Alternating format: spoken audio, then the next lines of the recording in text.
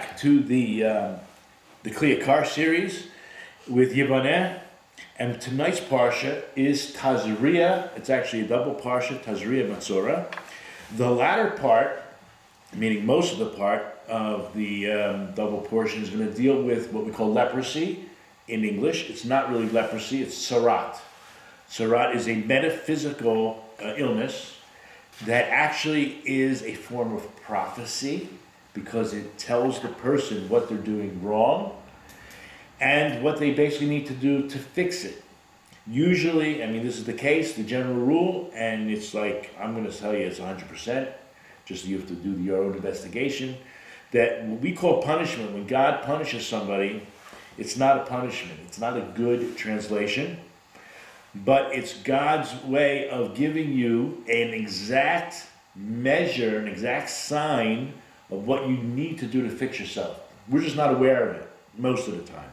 We call it measure for measure. In Hebrew, midah keneged midah, measure for measure. So when a person is miserly, or he is arrogant, or he speaks lashon hara, many different types of sins, then God will send messages to the person. Hopefully, only people on a high level will get it. Okay, and God only speaks to those who will listen. So, I mean, He sends the messengers to those who will listen. So, what we see here is a very high level of interaction between Hashem and the people. But we don't have that today. We don't have the level of prophecy. We already lost, before the beginning of the Second Temple, there was no more leprosy. I'm going to suggest to listen to Rabbi Breitowitz's class on Tazriah, and he spoke for a whole hour about that. And that's on my website, on the Yiboneh YouTube channel. And I'll put the link down below in the description box for anybody, so make it easier for them to find it. We're going to start with Tazriah in the beginning with a little bit, and we're all adults here, a little bit of, I'm going to cover a little bit on the sexual side, but remember we're dealing with a lot of analogies, a lot of metaphors, and it ultimately results in our relationship with God. Okay, that's what it's all about. To keep focus, it's our relationship with God. So, chapter 12 of Leviticus, Hashem spoke to Moses saying, "Speak to the children of Israel, saying, when a woman conceives and gives birth to a male," and then there's going to be a list of the time period that she's going to be contaminated with this tumah, and when she's separated from her husband. And then there is a verse, number 3, that talks about on the 8th day the flesh of his foreskin shall be circumcised.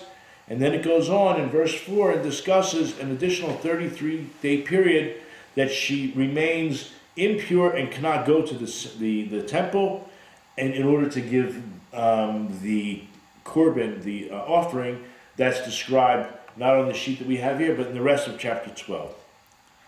Okay. Actually, it's verse 6 and onward. Now, what happens if she gives birth to a female?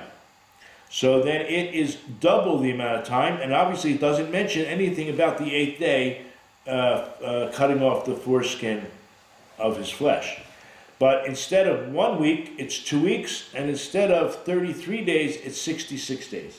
Everything seemed to be doubled, and you have to ask, why? Right? I'm sure all your life, all your adult life, you've been asking, why? You know, me too, you know, slash tag, like, what's going on? You know, why are, you know, okay. So, the questions that he is going to ask and bring up is, the very first point is a Gemara in Gneder. Now, the truth is, you can find this on page 2 of the source sheets. It's a Gemara in Gneder. Maybe I should just read before this. What did we just deal with? Parsha Shmini, with all the animals. And then we're dealing with man. Now we're dealing with the purification of man. And the first Rashi mentions, that's on page 1, if a woman conceives, Rabbi Simlai said, just as in creation, man was created after all the domesticated animals and the wild beasts and the birds, so too the laws concerning man are going to become after all that. right after. It's like, in other words, it's, what's the word? Symmetrical. It's consistent. It's in order. That's very nice. But my question is to you: who's created first, man or woman? Okay, so man was created first, perhaps as a dual entity, and then, but woman as a single unit was created last. She's the highest level of creation. Are you guys aware of this? I know half you guys are nodding. The other half has to become cognizant of this fact. Okay. So, we're going to read this Gemara on page 2. I know I have it just in English, but I printed out the Hebrew. And says Rabbi Yitzchak in the name of Rabbi Ami that a woman is mazra'at, a woman who causes seed to come first. Now, before I talk about what does that mean? A woman has an egg and a man has semen, which we call seed. This term mazra'at could literally mean, and we're talking about, and I gave you also a link to a page called the Shettles method. I don't know if you can see it. Okay. So it just gives a little background into what we're talking about, the Shettles method. I gave you a link. So you don't really have to open it now, but you should know that they have these ideas, the world has these ideas about choosing the gender of your child. Way before the newest science has already come up with these ideas. And that is either through the cycle, timing, knowing exactly when the ovulation is taking place, and then we're going to call it the holy act. The holy act of intimate relations with a spouse. So we're going to discuss that aspect, but simultaneously, and you'll realize in Judaism, when we talk about one thing, we may be talking about 10 or 15 or 20 things. Just there's onions, there's peels that we have to get into the center, and there's different layers of understanding. Okay, on one hand, we may be talking about the actual cycle. On the other hand, we actually may be talking about orgasm, okay, which would then create, let me just open up, so I'm not reading it myself, I'm not telling you something out of my own brain. I don't know where it is. There's this idea that within a woman's body, that the liquids that are produced through orgasm, right? If there is a lubricant, so to speak, that is created when a woman is aroused, that certain pH balance and acid allows or creates a situation where, remember, a male has an X and a Y. She's considered neutral, let's say. So the X and the Y, I always forget which one's which, but let's just talk about the male sperm and the female sperm, okay? It's all male sperm, but the male within the sperm and the female seed within the sperm. That the male sperm has a shorter shelf life but can swim faster. The female seed within the man has a longer shelf life but doesn't swim as fast. So the lubricants within the woman's body is able to create this idea that it gives even more boost. There you go, turbo power, boost power to the male side, whatever of the male sperm. Okay, which then would enhance the possibility of having a male child. Okay, so now we're going to go to the actual Gemara itself. Now I gave you that little introduction. The Gemara says in Talmud Gneder 31a and b, if a woman is mazra'at before the man, most likely the child will be a boy. If he is mazriah first, if he gives forth seed first, the child will most likely be a girl, and it's based on this verse. Because look at the verse. It says, when a woman conceives and gives birth to a male. So, okay, we're not looking at the Hebrew, but in the Hebrew it's mazra'at is causing, actually men cause it, it's causing the seed to come first, then a male child will be conceived. But it doesn't say if she conceives, but later on in verse 5, if she gives birth to a female. I mean, what's going on here? There has to be consistency. These are certain things, anomalies, that shoot off bells in our head or red lights, that there's something awkward going on here. And the truth be told, it has to also do with the way it says, V'yolda Zachar. Within the Hebrew itself, trust me right now, because we don't have that much time to go into the details, but it's showing there's something weird, something awkward. Remember, God created the language. He's the greatest grammarian in the world. He knows grammar better than anyone else, and there's many issues with the grammar in the verse that will awake us to the idea that there's a message here. Okay, so the message is being told to us that when a woman conceives and gives birth to a male, this is telling us that if she actually had seeded first. So the Parsha tells us that originally the rabbis could not really explain this, okay, but they did know this principle, that the child is going to be the opposite gender of whoever came first. They knew that, but they couldn't explain where the principle came from until they realized the verse in Genesis 46:15. 46:15 says, "These are the sons of Leah." You see it at the bottom of page 2. These are the sons of Leah. So the sons are attributed to Leah, that she bore to Yaakov in Paddan Aram, and Dinah his daughter. So in Hebrew, Ela b'nei Leah, these are the sons of Leah. The sons are attributed to Leah, whereas the Dinah bito, and Dinah his daughter. So she's being attributed to him. Okay, I hope I didn't lose anybody on that one. Is it clear to everyone? Is it as clear to me? Okay. So the Torah itself does that. Now, there was a question in the Gemara.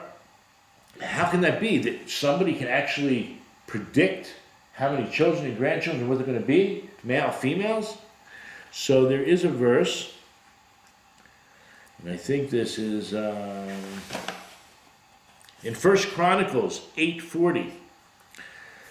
If you want to read Rashi on that verse, by the way, on page 3 at the top, these are the sons of Leah and Dinah his daughter. The males are attributed to Leah and the females to Jacob, to teach you that if the woman emits seed first, she gives birth to a male, and if a male emits seed first, she, the woman, gives birth to a female, as you find in the Gemara Gneder. Okay, so going to Chronicles, so this Rav Tzadok, I think that was no Rav, what did you get there for? Was just still in the question? Yeah, it was Rav Tzadok. The last point was, could a person really predict? So in 1 Chronicles 8:40 it says, "And the sons of Ulam were mighty warriors who draw the bow, with many children and grandchildren, 150. These were the sons of Benjamin." So all these 150 were children, male children and grandchildren and they were mighty warriors. What does it mean to be a mighty warrior? Okay, men, you want to be a mighty warrior? Learn to hold back. If you get my drift. Hold yourself. Now, whether it's the 2-week period, or let's just say from 11 to 14-day period when your wife, this is applicable to Jews, it's not really applicable to non-Jews, but again, non-Jews are allowed to keep the mitzvahs only if they know what they're doing. You can't just like read and think, I know what I'm doing, because then it's a farce. Okay? The only way to keep the mitzvah is to do it right. Okay? So, the truth is that in Judaism, according to the way that we understand the Torah, during the menstrual cycle, up to 7 days, the woman is forbidden to be with her husband. And there's another thing called azav or azava, and that is another type of seminal emission that can come whether from a male or a female, and that's even more strict on the latter side, meaning you need 7 clean days. In our history, already in the time of the Talmud, it says that the Jewish women took upon themselves to combine the stringencies of both of these because they lacked the full knowledge of the color red or brown. There's like a spectrum of colors, 20-some colors that are forbidden of blood. And because of the lack of their knowledge and the rabbi's knowledge, because of persecution or whatever reason you want to come out with, they were strict and took upon themselves not only the days of seeing blood not to be with their husbands, but an additional 7 days. That's why it can come out to anywhere between 11 to 14 days that they're not going to be with their husbands. And so the men really need to learn how to hold themselves back. Now that's one way. Or whether we were talking about orgasm, that's a whole nother spectrum of being a mighty warrior who knows how to draw the bow. Because drawing the bow means pulling back. When you draw the bow, you're pulling back. And the idea of the bow, the actual arrow is very symbolic, not just of the member, but also the flow of the semen itself as well. Okay. Back into the Gemara. So we go back to page 2. So Rev Katina, let me just read the answer. Banim refers to son. The verse which we just read credits them for having many males. They would delay hazra'ah, whatever that means, the causing of seed, until their wives were mazri'ah first, causing children to be males. So this Rav Katina says, right, like this guy, I'm a mighty warrior. I can ensure that all my children will be males. So Rabbi says to have male children, this is a suggestion. Maybe you have I don't know what they call it today, some kind of penile or I forget what they call it, where a man is not able to hold himself back so much. So then he should have relations with his wife a second time in the same session in order to cause her to have more pleasure. And this way, by the time he comes the second time, she will have already come. Maybe she didn't come the first time, but at least the second time there's a hope and a chance. Okay. So Rav Ami now brings down that a woman would only become pregnant shortly after her vesses. Vesses is the period and the ovulation. Now, interestingly enough, because we think of the word chet. Anybody knows Hebrew? That's probably one of the first words they learn. Chet means sin. But it doesn't only mean sin. It also means purity. But we're going to see that shortly. King David, where are we? In Psalms 51:7 on page 3. Behold, in Hebrew, in English, behold, with iniquity I was formed. Ba'avon cholalati ubechet yechamanti imi.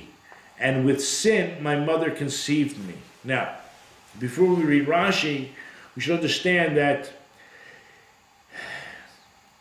we're going to deal a lot tonight with what we call the original sin, the first sin of Eve, and how this all plays into what we're talking about. I know that Christians may take this Psalms 51:7 and use it, or I'll use the word misuse it, and to think that we are born in sin and that we carry around. Remember, every single day God gives us another chance, and He creates our pure soul in purity and gives us, He believes in us and gives us another chance, and we are not born in sin. But how do we understand this verse? That we are human beings with free choice, with a Yetzer Hara, with an evil inclination. And with that inclination, believe it or not, this is how we're created. When at the time of Ezra, there was a period of time, that's when we lost prophecy, because the people, they said, enough with the idol worship, enough with the idol worship. So idol worship and prophecy are on the same level. And therefore, when we got rid of the, Ezra prayed that we get rid of the desire for worshiping idols, we also lost prophecy. It was like it was the price to pay. There was also a prayer to give up the desire for immodest sexual relations. Immodest sexual, the wrong types. And that prayer was also answered, and then nobody was being born. There were even the chickens weren't laying eggs. It was like, So we're going to see now that how else could a person be born unless a man has a desire for a woman and a woman has a desire for a man, right? So that's what King David. Now let's get in Rashi. Behold, with iniquity I was formed. Now how could I not sin, this is David speaking, King David, when the main part of my creation was through sex, was through intimate relations, the source of many iniquities. Not that I was born in sin per se, but that it's through that possibility of sin. Okay? The main part of my creation is from a male and a female, both of whom are full of iniquity, meaning free choice to choose sin. There are many midrashim on the verse, but don't fit the pshat. Now there's another idea we're going to deal with, and that is heat. I know that the word heat is a word that we use when we think about animals in the process of wanting to procreate.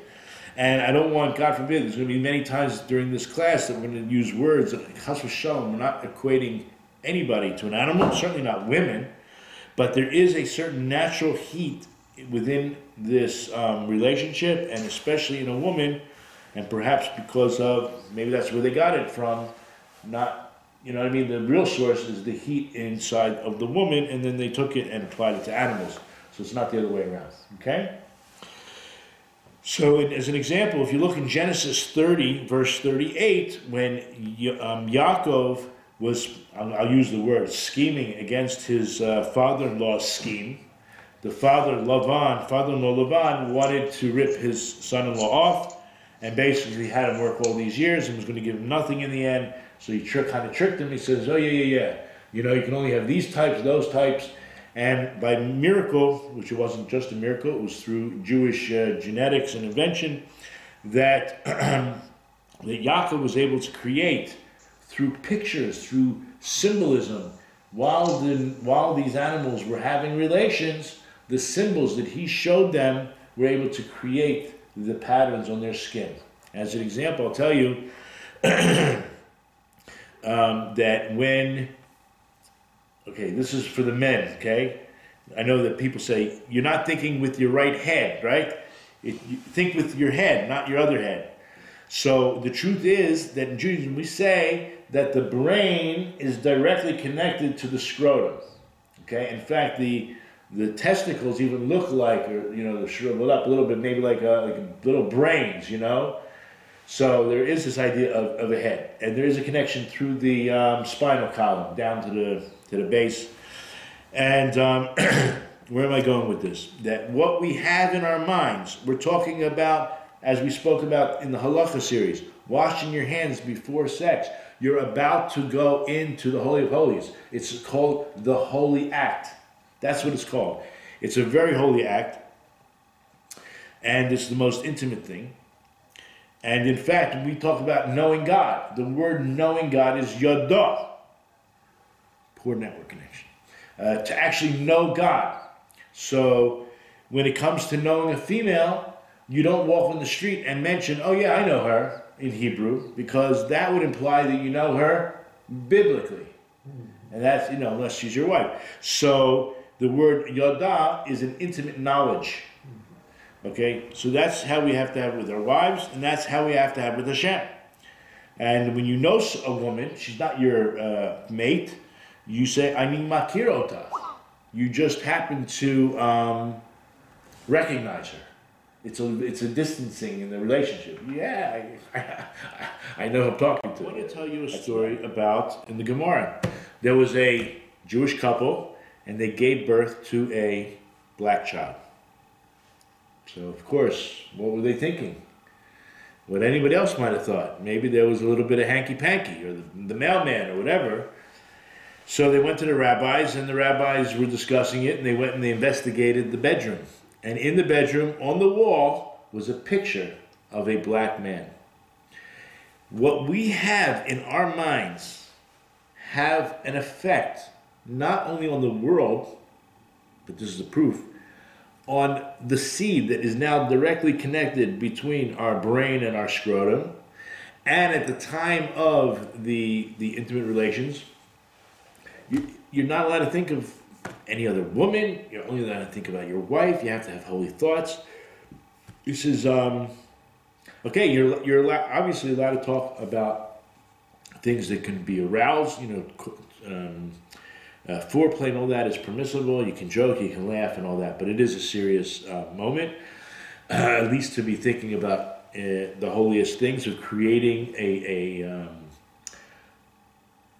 child with good character. Okay, you guys with me on this so far? It has, what you think about not only has an effect on the physical fetus, this is just an example, everything you do has an effect on the whole world, everyone around you. As we said, why are Jews so concerned about what other people think? You know, when I do something this way, you know. Anyway, so now we're still in the Gemara. This is all part of the introduction. We haven't even begun the class.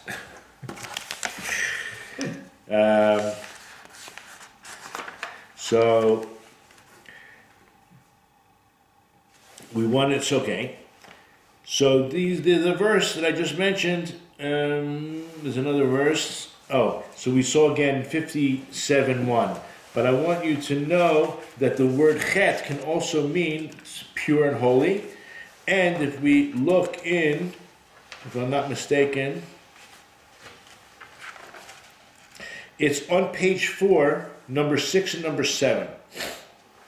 See, it says in Leviticus 14:49, to ritually clean the house. This is about leprosy that's on a house. You know, leprosy is not just on the skin. It can appear on clothing and on the house as well. To ritually clean the house, he shall take 2 birds, a cedar stick, a strip of crimson wool, and hyssop. Page 4. Now look in Hebrew. The word to say, to cleanse, is lechate. The same root, the same word as chet. Okay? So that could mean to cleanse. Also, in Psalms 51:9, purify me with the hyssop and I will become pure. If this is not clear as day or clear as mud, I don't know what is. Techat'eni ve'ezov ve'etaher. Whatever, you know, purify me with this hyssop and I will become pure. So it's the same word, chet. It's all about free will. It's all about the choices that we make. And without free will, we wouldn't have, and without desires to do anything, we wouldn't be successful. We wouldn't have children. Okay. So when King David says, I was born in chet, it was not, I know that's how they translate it, but it's not, we're not stuck on that level. Okay? We're talking about that his parents had desires, but of course his parents were righteous. Yishai, you know what I mean? These are really righteous people. In fact, Yishai never died. There are 7 people who never died, and Yishai is one of them. Okay? King David's father never sinned. Okay.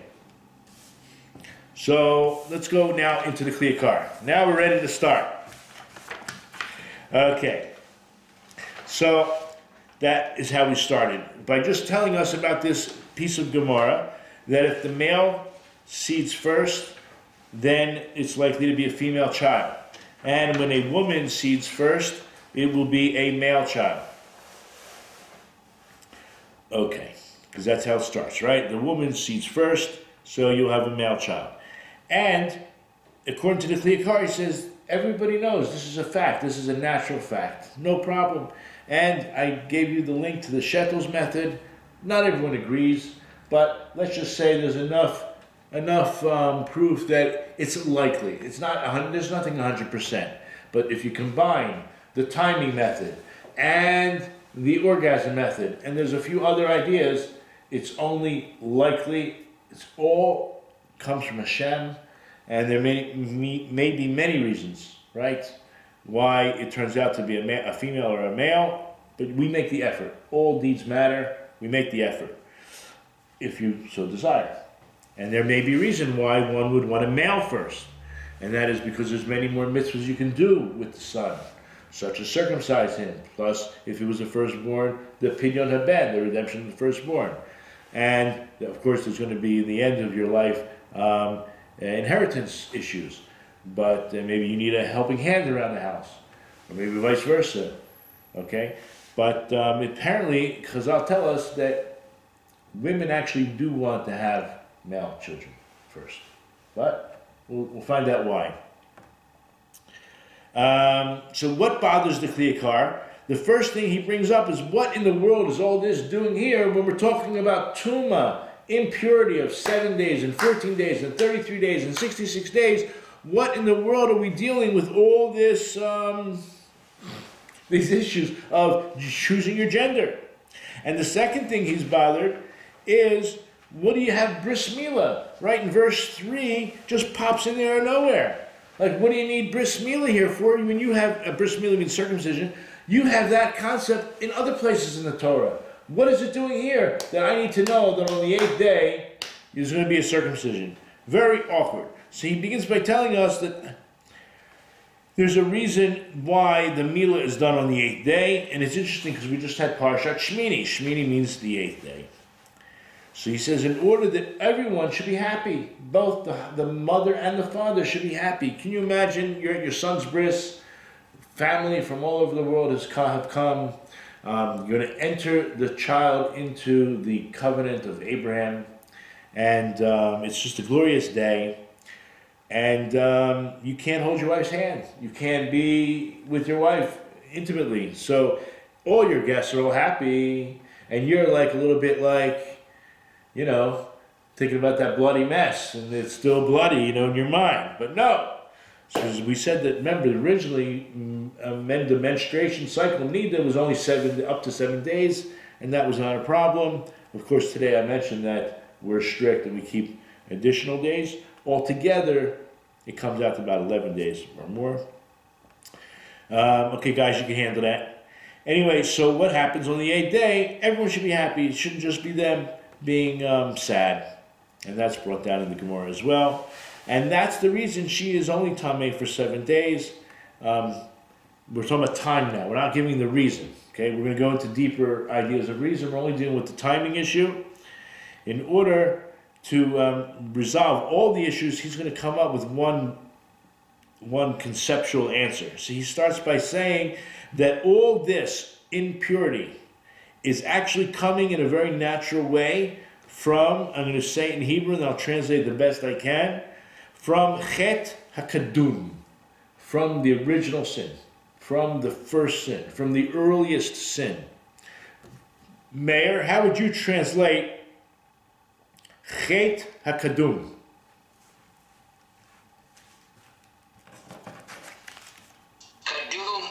Kadum mean ancient. Okay. Or original. Okay, I like ancient sin. Okay. But I try to stay away from original sin term. I know. So just know that, you know, there's a lot of fake news out there. They got it from us, and then it became misunderstood. So we can keep to the Hebrew, Chet HaKadum. Like it says, now in verse, I think it's verse 7, look at verse 7. He shall offer it before Hashem and atone for her. So this is the Kohen. And she shall become purified from the source of her blood. So in Hebrew it says, V'tahara, she shall become purified. Tahara, mimkur, from the source, dameha, from the source of her blood. Now what do you think this means? You would think this means from the source of her blood, which is her womb. Where else is the blood coming from? It's not coming from her ears. It's not coming from her eyes, right? It's coming from her womb. Well, the Educator is going to tell us something absolutely fascinating. That she will become purified from the source of her blood. That is the sin, the ancient sin, the original sin of Eve, which is the source that opens up the blood, this contaminated blood, as we're going to be discussing. And says Rabbi Yitzhak, if you look in Genesis 3, verse 16, which I'm not sure if I have it on the sheet, Genesis 3, verse 16. Well, I have it in my Tanakh. Genesis 3:16. I mean, it says it right Oh, here. you do have it? Where? Oh, see above. Where is that? So you have to go back on the page.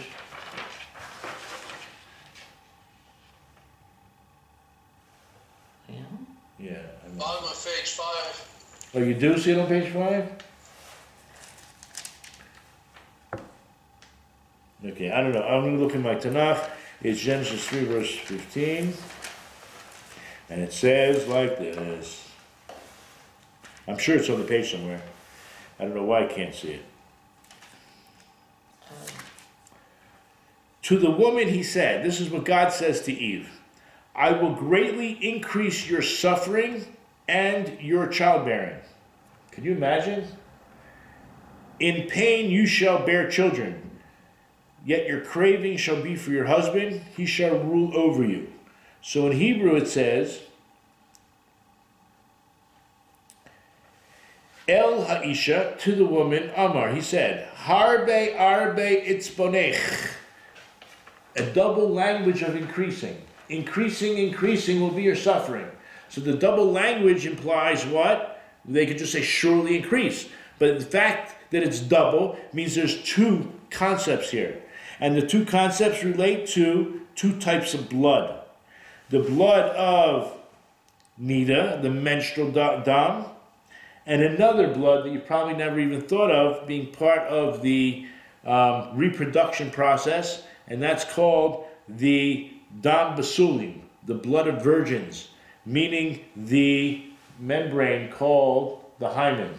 Is that right? It's a membrane of some sort that is broken, and it may be painful. It probably is, but it also involves some blood. It doesn't mean it's a lot of blood, but it could be a drop of blood.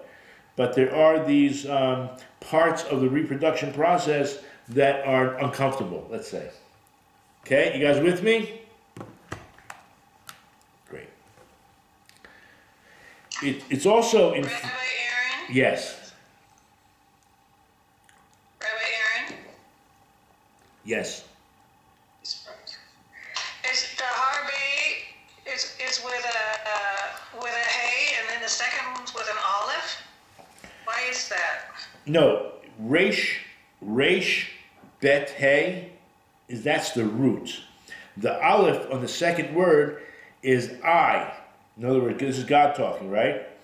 Harbe means a lot. Arbe means I will increase. In other words, a lot, I will increase your suffering. So the aleph is a prefix which means I.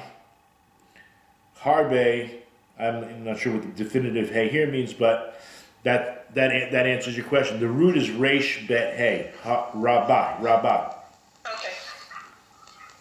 Okay. Rov, Thank you. Rav means great, a lot, right? You guys keep calling me Rav, but whatever that means. Okay. So then it goes on, tells me the Yerushalmi tells us that what? That the sin of Chava is the source for the menstrual blood. And that's why it actually says she will become purified from the source of her blood. Okay, I'm going to read some things that aren't so, PC. Okay, so we're not dealing with PC, we're dealing with scripture. And the Kliyakar says that all women require purification from... Now, he doesn't use the word ancient sin. He doesn't use the word original sin. He says, al chet rishon. Okay, Mayor, how would you translate chet rishon?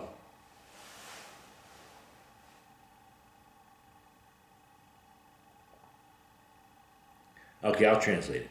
First sin. Which from it, meaning from the sin itself, became spread out, this contaminated... the tumah and the pollution, the spiritual pollution into the world, and it causes anyone who gives birth this tumah of 7 days. Now here, you got to be like holding on to your seats here, put on your seatbelts, because this is going to change your whole world view, that if mankind, not just woman, if mankind had not sinned, then mankind would have been purely spiritual, would have been like a malach elokim, would have been like angels of God. Above this, what we call nature, in Hebrew, we refer to as the 7 heavenly orbits. I'll read it. Lamala min ma'arechet shiva chokve lechet. Above the network, called the zodiac, of because 7 is perfection in this world. 8 is above perfection and purely spiritual. Okay? That's why we have 7 seas, 7 continents, 7 days of the week, 7 colors of the rainbow, 7 laws of Noah, 7 is perfection in the physical world, but 8 is above that. So anyway, the chet husar mimenu haruchaniyut. By mankind involved in this sin, it removed that highest level of spirituality. V'nafal tachas mamshelet hama'aracha. And mankind fell into the physical world, so to speak, which from it, that's where this tumah extends into man. Anything that is physical falls in the category of 7s, and that's why they fall under what we call the 7 constellations, or the 7 days of creation.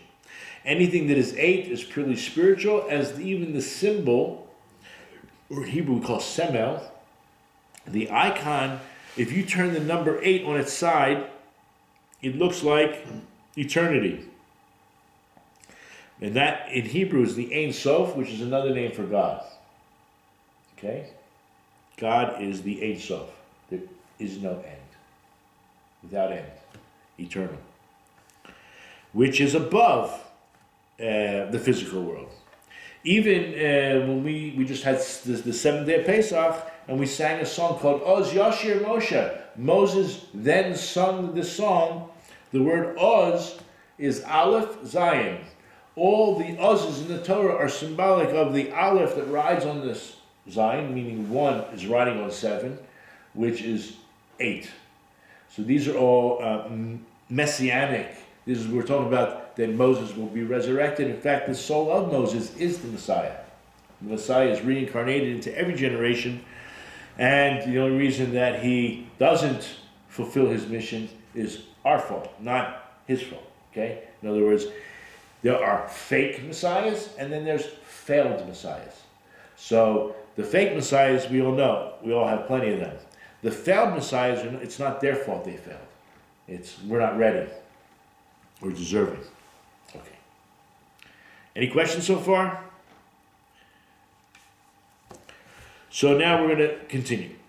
So he says the reason now for the 7. Why is it 7? So everything that extends is all drawing forth from that original sin. And from her, now get this, it's only going to extend into the male baby. She's carrying because she's a female. She is now transferring it. Now why? We're going to talk about this idea that the power of the seed, remember, whoever seeded first, it's going to be the opposite gender. Whatever seeding first means, whether it's timing, whether it's orgasmic, we don't know. Let's combine both. Let's think of in both senses. So the power or the potential is going to be, let's call it, the prime influence is coming from her seed. Therefore, it's going to be a boy, because women desire men and men desire women. So ultimately, consciously or subconsciously, of course she desires her husband, but she also desires a male child, subconsciously. And the male, on the other hand, yes, he desires his wife, a woman, and he desires to have a woman child, a girl child. And so it's going to have, the seed is going to have a power of influence on the resulting fetus.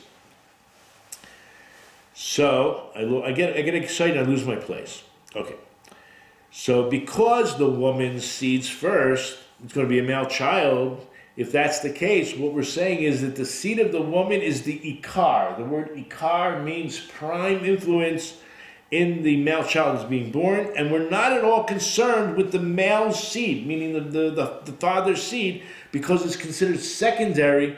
Obviously, you need both. Okay, we're not denying. Maybe today you can do it in a lab, but I don't think they even have that down yet with the synthetic stuff. But ultimately, you need both. Okay, but his is called secondary in relation to her. Why? Because so therefore, she is going to then influence the tumah, this negative, the contamination is going to fall onto him, the boy child, and where does it land up? On what we call the orla. It ends up on the tip of the member that's going to be removed on the 8th day, meaning the circumcision. This piece of skin is where it ends up. And the contamination, and that contamination must be removed. And just like she is now on her 8th day purified because she's only contaminated for 7 days, so too the 8th day, the child is removed from that status, so is she, and everyone is going to make a l'chaim. Okay, it's a big day, big celebratory day.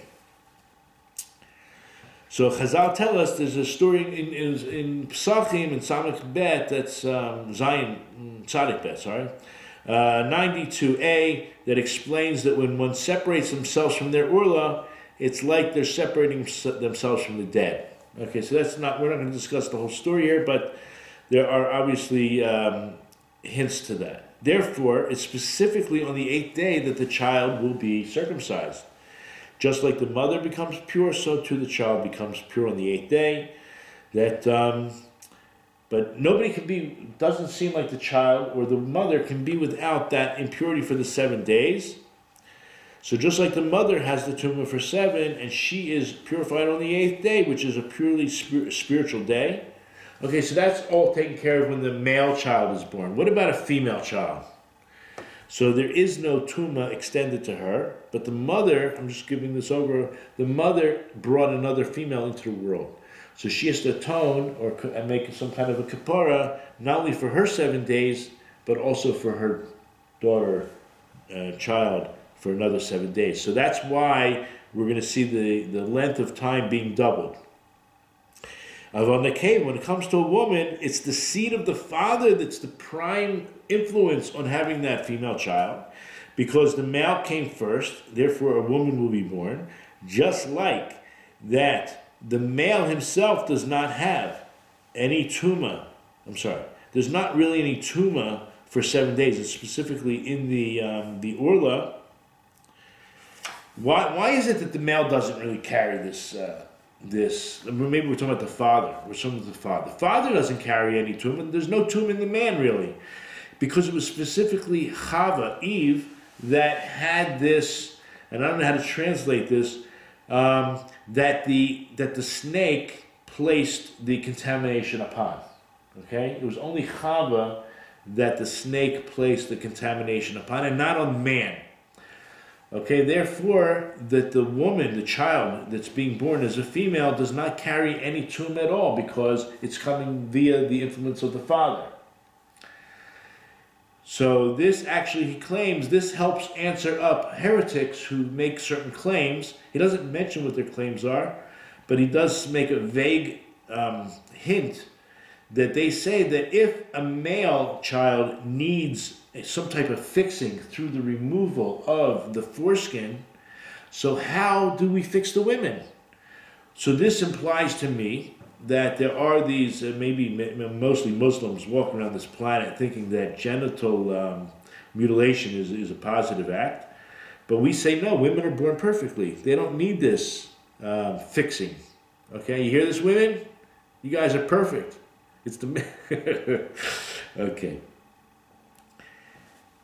So anyway, he ends there and he starts now bringing up this other idea, that the reason that it's going to be double for a woman when she gives birth to a female, the logic would dictate that she has to carry over the double portion for her child. She has to keep 7 for herself and 7 for her daughter, 7 days of impurity. Because it was from the original sin that all of this negativity, I don't know if that's the real right word, the impurity came in to all the women in the world. Okay, so therefore it's most fitting that she should be in this state for 14 days, 7 for herself and 7 for her daughter, because she added tumah upon tumah, more impurity into the world. All right, these are a little bit hard to swallow. These are things you can digest and meditate on, and just know that it says the Messiah is going to, the redemption is going to come because of the righteous women. And we know very well that in the desert that the men actually had to rip the earrings out of their wives' ears to melt the gold down for the golden calf. The women were not interested. The women did not die in the desert. I mean, they died of old age, but they didn't die on account of the sin of the golden calf. And we know, right, many of the miracles that have happened in our own history is because of the women, the Yael and Yehudit and many, the miracles, Esther. There's no limit to the end of women that we can talk about being responsible for our redemption.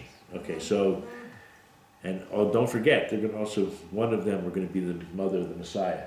So we have to really treat our women well for many reasons, not just that.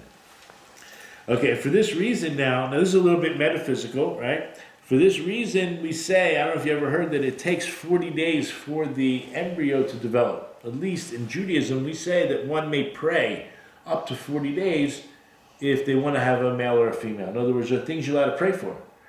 Now, there is a thing called a prayer in vain, meaning that if something's already been determined, you cannot pray anymore for that particular thing. For example, you're coming in off the highway and you see in the distance a pillar of smoke and it's in your neighborhood, and you can't pray, you shouldn't pray to God, "Oh, please God, Lord Almighty, let it not be my house." Because it either is or it ain't. There's nothing what was the prayer? It's supposed to change reality? So, it's called a prayer in vain. Okay. So, up until 40 days, because I'll tell you can still pray if you want a male or a female. So based on this idea that it actually takes 40 days to create the male embryo, and according to this metaphysically, it takes 80 days for the female to develop. And why is that? We talked about the word heat before.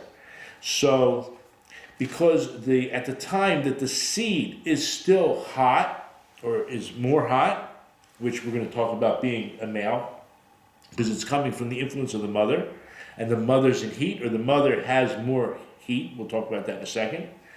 So then what happens when you turn up your stove or your oven to the highest?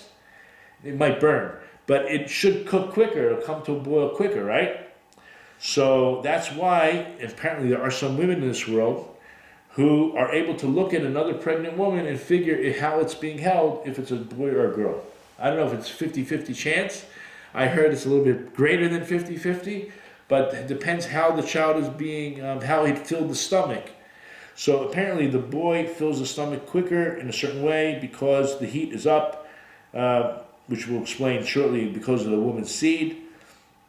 So that's why it is within 40 days it's created. And now we're going to go into the explanation. Because the seed of a woman is more hot than the seed of a man. Now, where is the seed of a man? It's outside the body. It's external. It's hanging in a sack because the heat it has to have a certain level of heat, which is less than body temperature, right? That's why it's hanging low. That's why they say that, I think new reports have been done about people with laptops. They keep them, or maybe even cell phones, but laptops for sure. They put them on their laps. That's as a laptop is done. Maybe it should be on the table. But that it causes impotency. That it deduces, and they say, I think I've seen it, reports, that the semen count of Americans are going down, down, down, down, down. I don't know exactly why, but here is the idea, that a woman's seed is more hotter than a man's seed. A woman, her seed has red in it. And what does the color red represent? It always represents a leaning towards something that's hot. Whereas the father's seed has white in it, or it's white. And white leans towards coldness. And he gives a few examples between blood and snow. Blood is, at least in the beginning, is warm. And snow, at least in the beginning, is colder. And there's Aish and Mayim, fire and water. Fire is red, and that is hot, and Mayim we consider to be white, and therefore cold. Now, if we go back to that verse, which we read in Genesis 3:15, or 16, that said at the end, "Your craving shall be for your husband, v'al isheich teshuchatech." Towards your husband shall be your desire. Okay. So, there is a concept brought down in Judaism. We know that a man has an obligation. Now, the 613 commandments One of them is for a man to get married. Do you know that there's no command? Well, let's say most opinions. There are always a minor opinion. Women do not have an obligation not to get married and not to have children. You know why? Because it's a natural desire. You don't need to tell me. It's something I already know. So a woman, this is the Gemara in Yevamos. It says that more than a man wants to get married, a woman wants to get married. A woman desires to have one bond with one man, and that's it. A man is less likely to desire this, and that's why we have our commands to begin with. God gives us the commands because it's a test. In other words, if it comes so easy, you don't need to be commanded. Okay, it's an exercise in obedience. It's the whole point of life is the exercise of the free will that we have, and to overcome the negative sides, right? To improve our character and to be victorious, as we've seen many times before in the beginning of Genesis, when God says to Cain, "Why are you so depressed? Just get a hold of yourself, and you can overcome." Okay. Try to make it real simple. So, since the woman has more heat naturally because she leans towards this desire, therefore the male will be born from her seed. You get the idea? It's all flowing? No pun intended. And that because she is more hot with the male seed, male growing, therefore, it will form within 40 days, quickly, within 40 days. But with a female growing inside of her, remember, that came from the male seed. The power of influence was from the male seed, which is colder. And it doesn't cook as quickly. Therefore, it doesn't finish as quickly, and therefore, it's only going to finish in 80 days. And this is the reason, he says, for the tuma, for that, contamination or the impurity lasting 40 days for a male and 80 days for a female. However, there are opinions that it doesn't matter whether it's a male or a female. It always takes 40 days to complete the embryo. So he has to give a different reason for that person who says that, remember, there's 40 days for a male and 80 days for a woman, female. So he says, because all women, okay guys, and women, all women are cool and moist. Therefore, the mother requires a lot more time to clean the insides of herself. You know, it happens naturally as a result of the afterbirth and everything, that she has to get rid of all of that liquid that became embedded or sunken in her from the female that was inside of her, which is not the case by the male. I wonder if I should go a little bit further. Yeah, this is a very interesting piece, and then we'll end with, and we'll open up for questions. Verse 8 says, "But if she cannot afford a sheep, she shall take the 2 turtle doves, 2 young doves, for a burnt offering, 1 for the sin offering." And what happens? The Kohen shall provide atonement for her, and she shall become purified. So, what does she need this atonement? It's a sin offering? She should bring a sin offering? Why does she bring a sin offering? All she had was a baby. Did she do a sin? So the Clear Car explains that this atonement is on account of the first sin, the original sin of Chava, that caused what? Hear the flow here. That caused her the pain during the childbirth. And what happens? What did she scream out? Okay? She screamed out things to God that she shouldn't have said, and she said things about being with her husband or not being with her husband that she regretted, such as, I'll just read the Hebrew, Chaticha Devarim Kapim Mala. Perhaps she said things against God. And what did she say? What am I? Like Rivka said when she had the twins inside of her. What am I? Like, is this what I'm worth? Is life even worth living? Because of carrying all that pain and travails and difficulties. So as a proof of this, we said that the verse says, "And she will become purified from the source of her blood," meaning from the source that opened up towards having the blood, which is the Gneder and the birth. That's what, all that caused this to her. And meaning the original sin, okay, so I just want to end it off. Basically, it's like, why do you need a sin offering? You need the sin offering because when you make an oath, I mean, is the oath of a woman worth anything when she screams out to her husband in the middle of the birth stool, get out of here, I never want to see your face again, or it's all your fault? Do we really believe that she means what she says? So we know that it's not really, when you're in a forced situation, your words don't really mean anything. But nevertheless, it's a sin. It's a sin to make an oath, right? And then not fulfill it and go back on it. So whether you said things against God or whether you said things as an oath against your husband, those things need to be atoned for. And just to show you that the word her blood is referring to atonement, the last source that I have on the sheet, if I'm not mistaken, in Leviticus 20, verse 27, number 12, it says, a man or a woman, this is just talking about sorcery or different types of idol worship. So if people are talking to the dead or using Ouija boards or whatever these palm artists are, shall surely be put to death. They shall pelt them with stones. Their blood is upon themselves. The damehem bam. It's because the guilt, the blood is the guilt, and therefore she is going to be purified from the source of her blood. She's going to be purified from any guilt. Okay, so I wish everyone a great Shabbos, and I apologize. I hope we have a better connection next week, and I hope you join in.